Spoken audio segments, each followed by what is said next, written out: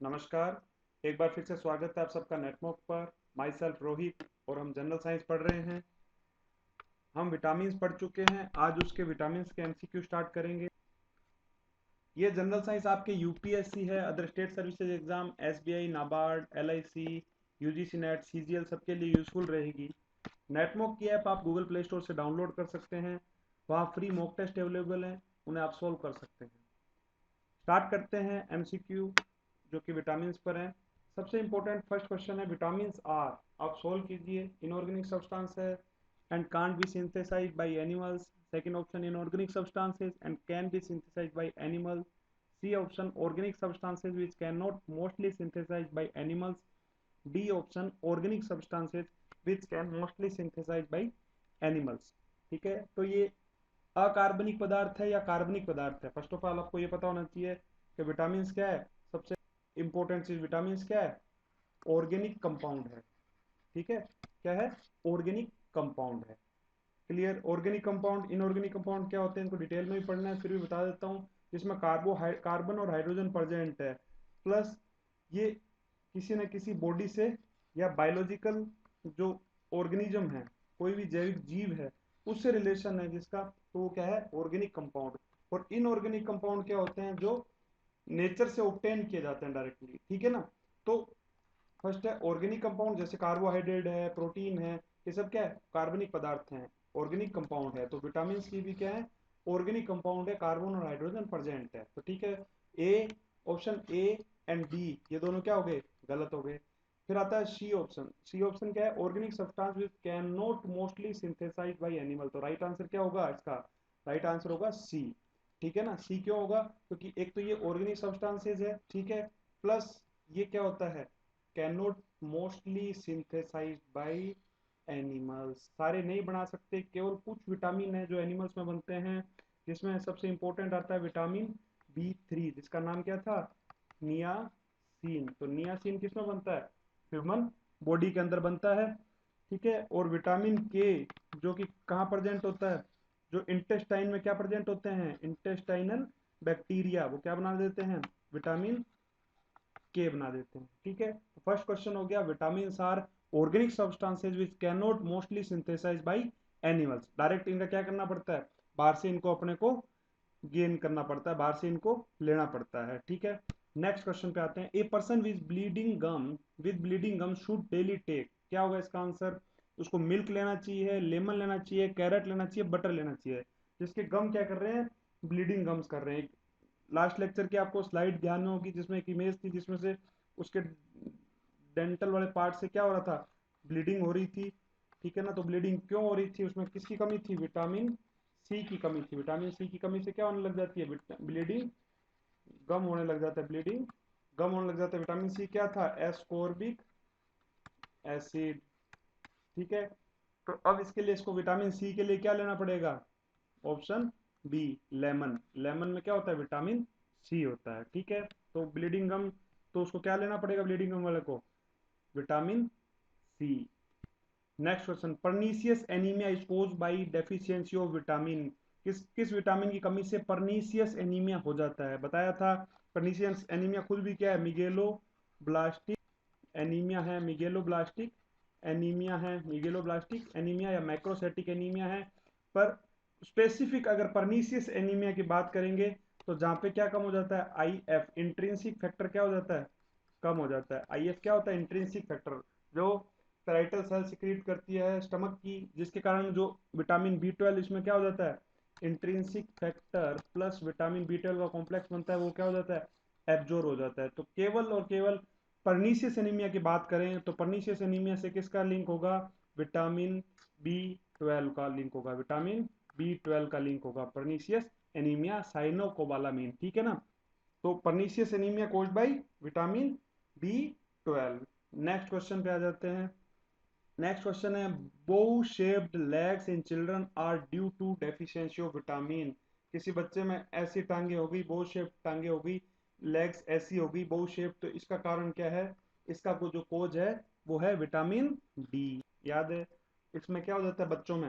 Vitamin D की deficiency से बच्चों में क्या हो जाता है? रिकेट्स हो जाता है।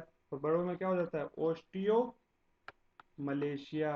ठीक है, दोनों में डिफरेंस, रिकेट्स एंड ओस्टियोमलेशिया। बड़ों में क्या हो जाता है, osteomalacia in adults, and childrens में क्या हो जाता है, रिकेट्स। चाइल्ड में क्या हो जाता है, रिकेट्स हो जाता है। ठीक है, नेक्स्ट आ जाता है बोशे ब्लैक हो गई। ठीक है, और विटामिन डी कैल्सीफेरोल। ठीक है, अब important question, the vitamin that is useful in cancer is vitamin. देखो, विटामिन ए यूजफुल होता है कैंसर में। ठीक है, विटामिन ए क्या होता है, कैंसर में यूजफुल होता है। विटामिन सी भी क्या होता है, कैंसर में यूजफुल होता है। अब अपन देखेंगे, अपन ने देखा था B1 से लेकर B9 देखा था, B12 भी देखा था, परंतु अपन ने B17 की बात नहीं की। ये क्या याद करने वाला, डायरेक्ट इसका नाम है एमिगडेलिन। अमिगडेलिन, ठीक है ना, क्या नाम है इसका, अमिगडेलिन। अमिगडेलिन क्या है, ये भी विटामिन B17 है, B17 है, ये बहुत बाद में खोजा गया विटामिन है। बट ये ऐसा माना जाता है कि कैंसर के ट्रीटमेंट में या कैंसर होने से बचाता है। ठीक है, पर इसका कोई अभी कोई प्रूफ नहीं है। तो इसका आंसर क्या होगा, ऑल ऑफ द अबोव। अभी जो क्वेश्चन में चल रहा है, तो अपने को B17 को भी लेना है जो कैंसर से बचा रहा है, और ये B, C और A तो बचा ही रहे हैं। तो आपको ध्यान में होगा, जो कैंसर पेशेंट होता है उसको मौसमी का जूस देते हैं। मौसमी का जूस क्यों देते हैं, क्योंकि वो विटामिन सी होता है, उसमें विटामिन सी होता है। तो विटामिन सी कैंसर में क्या होता है, यूजफुल होता है। विटामिन B17 भी कैंसर होने से बचाता है। ठीक है, तो इसका आंसर हो गया all of the above, A, C and B17। ये सिंपल क्वेश्चन है। अगला, which one of the following is the correct matching of A vitamin, it's nature and its efficiency disease. Vitamin के, तो आपको याद रखना है, फैट सोल्यूबल विटामिन कौन से होते हैं, A, D, E, K, and water soluble कौन से होते हैं, B, C। तो के क्या है, फैट सोल्यूबल है, तो ये यहाँ तक तो सही है। पर बेरी बेरी किससे होता है, बेरी बेरी किससे होता है, बेरी बेरी, बेरी बेरी होता है vitamin B1। B1 means thiamine. और क्या होती है इससे, पेरिफेरल न्यूरोपैथी भी होती है, तो B1 होगा। विटामिन ए फैट सोल्यूबल है, सही है, पर बेरी बेरी किससे होता है, B1 थाइमीन से। तो दोनों ऑप्शन क्या हो गए, ए और बी गलत हो गए। ठीक है, विटामिन के की डेफिशिएंसी, विटामिन के क्या है, वाटर सोल्यूबल है ना, ये यही रॉन्ग हो गया। और पेलेग्रा किससे होता है, 4D डिजीज, डी डिमेंशिया किससे होता है, नियासिन से, डेफिशिएंसी ऑफ नियासिन, ये भी नहीं होगा।